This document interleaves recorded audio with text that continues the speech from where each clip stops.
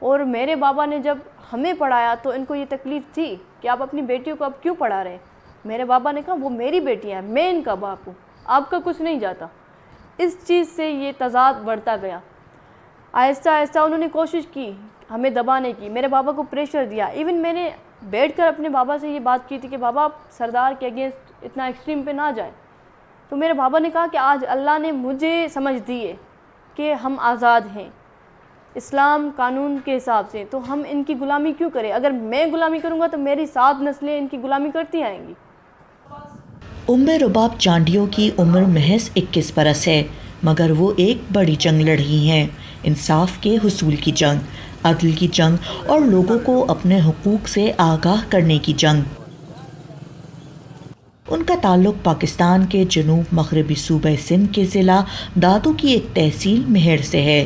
سندھ کے ایک عام سے خاندان کی یہ عام سی لڑکی اپنی عمر کی دیگر لڑکیوں کی طرح بڑے بڑے خواب آنکھوں میں سجائے اپنی پڑھائی کی تکمیل میں مصروف تھی کہ جب 17 جنوری 2018 کو ہونے والے ایک واقعہ نے ان کی زندگی ہمیشہ کے لیے بدل دی.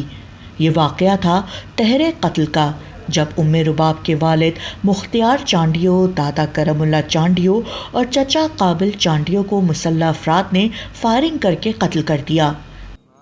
جب یہ واقعہ ہوا تھا تب میں 18 سال کی تھی, میں لاء کی اسٹوڈنٹ ہوں, تب میرا فرسٹ ایئر تھا.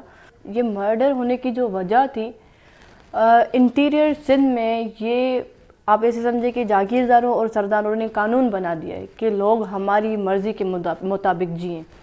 تو میرے بابا نے فیوڈلزم کے اگینسٹ آواز بلند کی تھی, فیوڈلزم کو چیلنج کیا تھا, اور اسی وجہ سے یہ مرڈر ہوئے.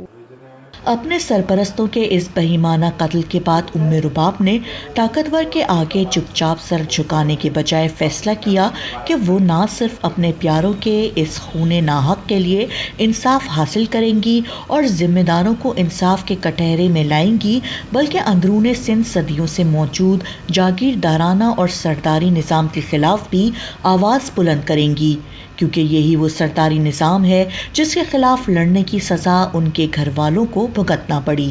میرے بابا نے لوگوں کو اپنے حقوق کے بارے میں جو ہے آگاہ کرنا شروع کیا, اور آہستہ آہستہ بابا کے ساتھ لوگ ملنے لگے. جو بابا نے کاؤنسل بنائی تھی تمندار کاؤنسل کے نام سے, اس میں سب نے جوائن کیا بابا کو, اور سب نے یہی کہا کہ یہ جو چانڈیو ٹرائب کے سردار مانے جاتے تھے, جو کہ اپنے ظلم اور جبر کے زور پہ سردار بنے بیٹھے ہیں, تو تقریباً لوگوں نے کہا کہ ہم ان کو سردار نہیں مانتے.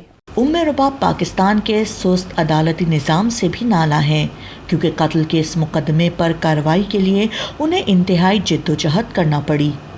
میں یہ جنگ 3 سالوں سے لڑ رہی ہوں. 18 سال کی تھی میں, اور ابھی میں 21 سال کی ہوں.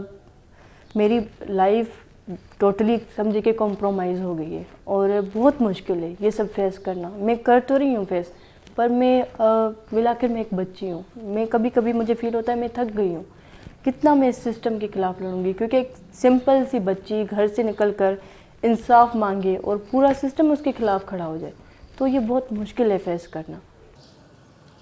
رباب کے بقول سرداری نظام کے خلاف لڑی جانے والی یہ جنگ آسان نہیں, حالانکہ انہیں اپنی جان کا خطرہ بھی رہتا ہے, مگر ان کا عزم اٹل ہے کہ نتیجہ کچھ بھی ہو وہ آخر تک یہ جنگ لڑیں گی.